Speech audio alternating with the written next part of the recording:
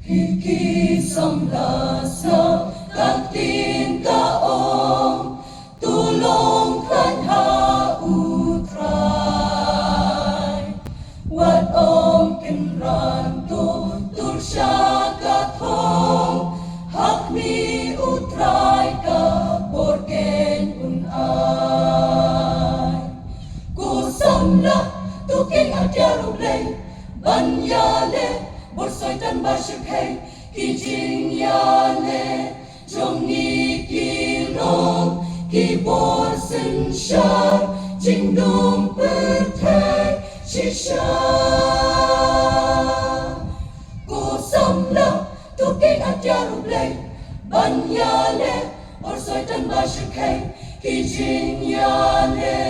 jongi kilong kiborsen sya jingdong pertai shisha Doyeng menta piki samla tutur syaprak abdeng katma Doyeng menta piki samla tutur syaprak abdeng katma Kijing bomman kibagan jaman sim Tuyeng samla kaatya toshim Jingking atya kaboru blay baro Tuyeng minta kajing jopin yo Doyeng menta piki samla tutur syaprak abdeng katma Doyeng menta piki samla tutur syaprak abdeng katma Kijing bomman kibagan jaman sim Tuyeng samla kaatya toshim Jingking atya kaboru blay baro Tuyeng minta kajing jopin yo Topan po da jin shisha toshim jingda shadam kaho Samla yeng tutur syaprak yeng banyale bor uman Tupong jugigit jachong pi Jachong Kajing lakno jing sukos pe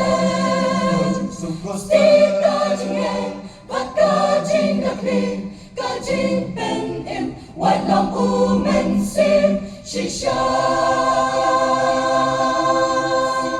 Oh Daktin ublay Shisha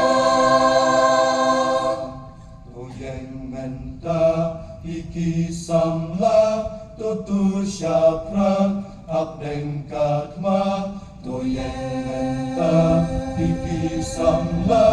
tutur syaprak abdeng katma Kijing bomman kibagan jaman sim Tuyeng samla kaatya toshim Jingking atya kaboru blay baro Tuyeng minta kajing jopin yo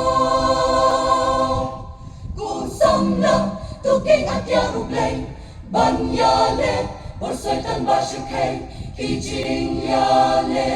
jongi kilong kiborsen sya jingdong pertai shisha